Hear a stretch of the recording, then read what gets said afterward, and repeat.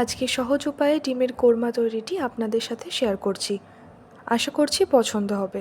এই রান্নাটি একেবারে 10/10 স্বাদে ও গন্ধে। প্রথমে ডিমগুলো সিদ্ধ করে খোলা ছাড়িয়ে রাখুন। এরপর কড়াইয়ে কিছুটা তেল দিয়ে পেঁয়াজের বেরেস্তা বানিয়ে তুলে রাখুন। ওই একই তেলের মধ্যে দিয়ে দিন অল্প একটু ঘি, আর এক এক করে ডিমগুলো দিয়ে তাতে অল্প নুন আর লঙ্কা গুঁড়ো দিয়ে উল্টে পাল্টে ভেজে তুলে নিন। খেয়াল রাখবেন যেন খুব বেশি ভাজা না হয়ে যায়, অল্প একটু লাল লাল হলেই নামিয়ে নেবেন। আর অন্যদিকে 3-4টে কাজু বাদাম, 10-12টা কিশমিশ আর পেঁয়াজের একটা পেস্ট তৈরি করে রেখে দিন।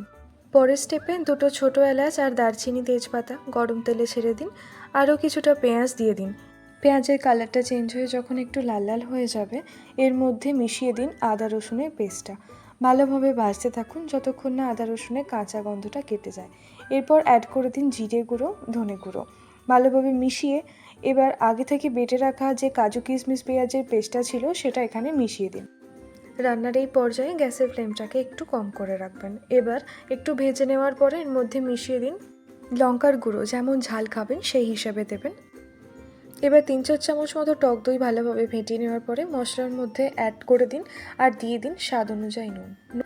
আমরা এই রান্নায় ডিম ভাজার সময় অল্প পরিমাণে নুন ব্যবহার করেছিলাম, তাই এখানেও একটু অল্প পরিমাণে দেওয়া হলো। মশলাটা ভাজা হয়ে গেলে এর মধ্যে এবার দুধটা অ্যাড করে নিতে হবে।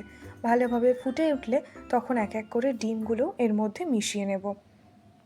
এবার উপর থেকে একটু বেরেস্তাগুলো ছড়িয়ে দিন আর 1 চামচ মতো গরম মশলা।